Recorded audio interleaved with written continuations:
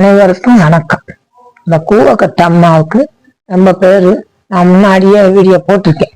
அதுல சந்தேகம் கேட்டிருக்காங்க. அதுக்கு என்னன்னா, அது கூவக்கட்டு ஒருத்தருக்கு ஒரு பக்கம் ஒரு சைடு வரும், அது அப்புறம் அப்புறம் ஒரு சைடு அது வரும். ரெண்டு பக்கமும் வந்துருச்சுன்னா எப்போதுமே அந்த அம்மை வராது. அதுக்கு என்ன செய்யணும்னா, அது சாப்பிட முடியாது, அது தொண்டையெல்லாம் அம்மா இருக்கும். அதுக்கு கஞ்சியோ ஏதோ ஒரு குலைவா இருக்கத கரைச்சு ஸ்பூன் வெளியே கொடுக்கணும்.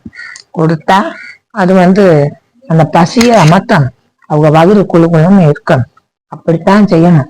இந்த மண்டையில நீர் இருக்கவங்களுக்கு இளநியோ தண்ணியாரோ ரொம்ப கொடுத்தா அதுதான் அந்த நீர் கண்ணுல இறங்குறது. கண்ணுல தண்ணி வடியணும்னு சொல்லியிருக்காங்க. கண்ணு காது கேட்கலன்னு சொல்லியிருக்காங்க. தலையில உள்ள நீர் தான் இறங்கும். அம்மைக்கு நம்ம எப்படி இருக்கணுமோ அப்படி இருக்கணும். யாரையும் தொற்றுடக்கூடாது. ஒரு வீட்டுல அம்மை இருந்தா அந்த வீதியே சுத்தமா இருப்பாங்க. வாசல்ல கொஞ்சம் மஞ்சள் தண்ணிய பாத்திரத்துல கரைச்சி வச்சு அதுல 2 வேப்பங்கத்தை போடணும். வேப்பலையில படுக்கணும்னு இதுல அதுவே அரிக்கும், சில்லு சில்லுன்னு தூக்கம் வராது.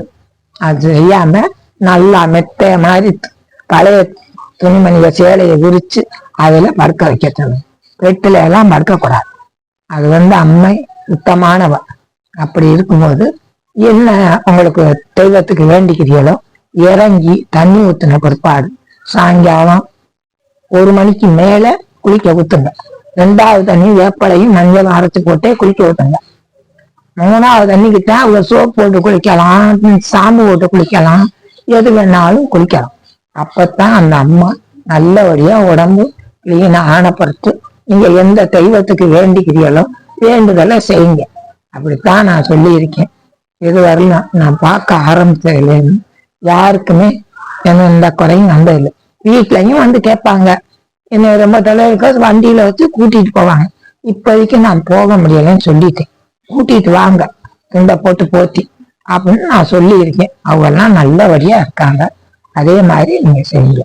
எந்த குறையும் வராது. அந்த அம்மாவுக்கு கண்ணுக்கெல்லாம் கோளாறு பண்றது யாரையாவது சுத்தவத்தம் இல்லாதவளை தொட்டு அது ஒரு இடத்துல இருக்காம இருக்கிறதுனா அந்த கோளாறு காட்டுவா அம்பாள். அவளுக்கு நீங்க இந்த தெய்வத்துக்கு வேண்டிக்கிட்டு ஏதாவது செய்யறேன்னு வேண்டிக்கோங்க. அது சௌரியமாயி. யாருக்குமே இந்த குறைய வந்ததில்லை இந்த அம்மாவுக்கு. நன்றி, வணக்கம்.